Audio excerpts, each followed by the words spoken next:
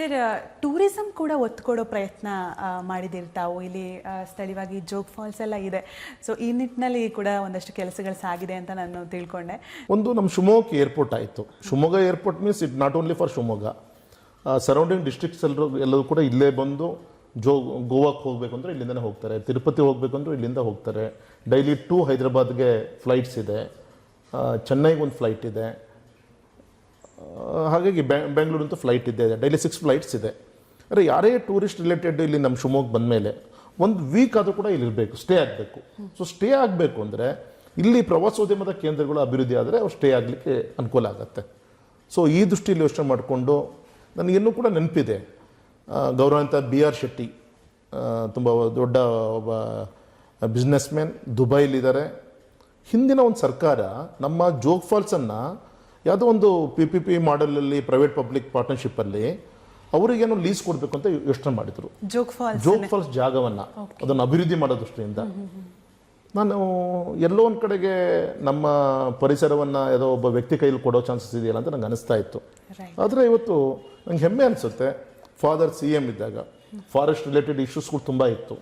ಬಜೆಟನ್ನು 180 ಕೋಟಿ ಅನೌನ್ಸ್ ಮಾಡಿಸಿ ಇವತ್ತು 100 ಕೋಟಿಗಿಂತ ಹೆಚ್ಚು ಅಲ್ಲಿ ಅಭಿವೃದ್ಧಿ ಆಗಿದೆ.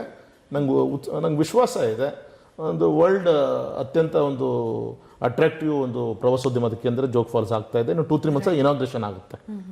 ಇದು ಒಂದು. ಎರಡನೇದು ನಮ್ಮ ಶಿಕಾರಿಪುರ, ಅಕ್ಮಾದೇವಿ ಜನ್ಮಸ್ಥಳ.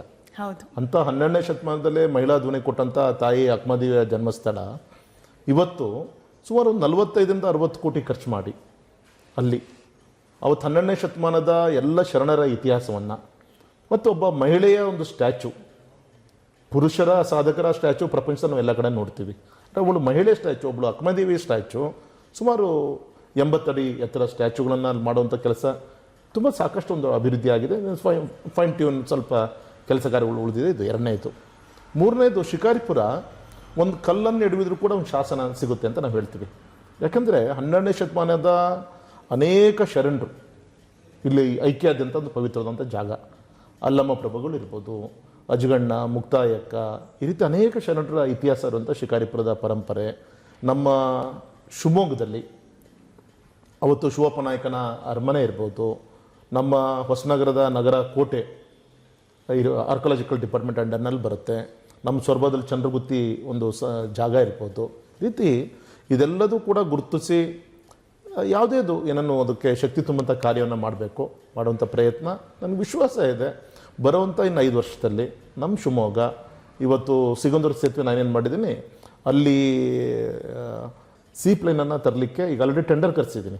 ಶಿವಮೊಗ್ಗ, ಮಂಗಳೂರು, ಉಡುಪಿ ಸೇರಿ ಬೆಳಗಿಂದ ಸಂಜೆವರೆಗೂ ಒಂದು ಸೀಪ್ಲೇನ್ ಓಡಾಡಲಿಕ್ಕೆ ಏನು ಬೇಕು ಅದನ್ನು ಕೂಡ ಹೋಮ್ವರ್ಕ್ ಮಾಡಿದ್ದೀನಿ. ಟೆಂಡರ್ ಕೂಡ ಕಾಲಾಗಿದೆ. ಯಾರು ಟೆಂಡರ್ ಪಾರ್ಟಿಸಿಪೇಟ್ ಮಾಡೋರು ಬೇಕು. ಸೊ ಬರೋದು ನಂಗೆ ವಿಶ್ವಾಸ ಇದೆ, ಶಿವಮೊಗ್ಗ ಒಂದು ವೆರಿ ಗುಡ್ ಒಂದು ಟೂರಿಸಂ ಹಬ್ ಆಗಲಿಕ್ಕೆ ಏನು ಬೇಕು ಪ್ರಯತ್ನ.